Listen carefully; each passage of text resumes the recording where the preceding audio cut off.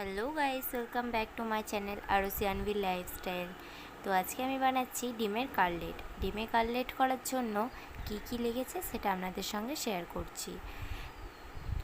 তো ডিমের কাটলেট বানানোর জন্য ফার্স্টেই আমি নিয়ে নিয়েছি সেদ্ধ করা আলু, সেদ্ধ করা ডিম, কুচানো পেঁয়াজ, গ্রেট করে রাখা আদা রসুন, কুচি করে রাখা ধনেপাতা আর ডিম, একটা কাঁচা ডিম।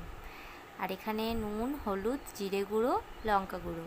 ফার্স্টেই কড়াইটা মশলা করার জন্য হালকা একটু সামান্য তেল দিয়ে পেঁয়াজটা দিয়ে ভালো করে নেড়ে চেড়ে তার মধ্যে আদা রসুন পেস্ট করে রাখাটা ওটা দিয়ে দেবেন। তারপর হলুদ, লঙ্কা গুঁড়ো এবং জিরে গুঁড়ো সেগুলো ওর মধ্যেই দিয়ে দেবেন। তারপর ওটাকে একটুখানি ভাজা ভাজা হয়ে গেলে সেটাকে নেড়ে চেড়ে ধনে পাতাটা দিয়ে দেবেন। তারপরে সেদ্ধ করে রাখা ডিমগুলো আমি ওখানে গ্রেট করে ওর মধ্যে দিয়ে দেবেন। তারপর ওটাকে কিছুক্ষণ নাড়াচাড়া করে রাখার ওটা যেই ভাজা ভাজা হয়ে যাবে সেই সময়ই গ্রেট করে রাখা আলু ওটাকে ওর মধ্যে দিয়ে দেবেন। তারপর পরিমাণ মতো নুন দিয়ে দেবেন। দেখবেন এরকম টাইপের একটু মশলা রেডি হয়ে যাবে। আপনারা কাটলেটের মতো করে আপনারা গোলও করতে পারেন, চৌকোও করতে পারেন।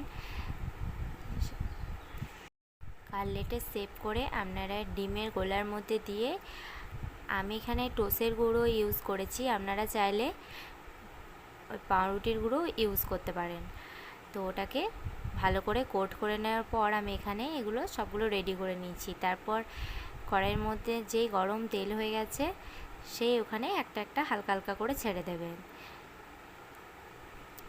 আস্তে আস্তে দেবেন যাতে না ভাঙে জিনিসটা।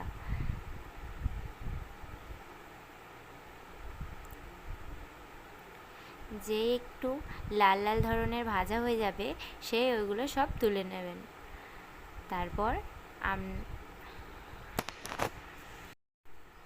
আস্তে আস্তে ওইগুলো প্লেটে তুলে রেখে দেবেন। এরকমই মুচমুচে হয়ে যাবে, এটা খেতে খুব সুন্দর। আপনারাও বাড়িতে ট্রাই করতে পারেন। এটা একদম সন্ধ্যের জলখাবারের জন্য একদম পারফেক্ট একটা খাবার। তো এখানে আমার রেডি হয়ে গিয়েছে ডিমের কাটলেট।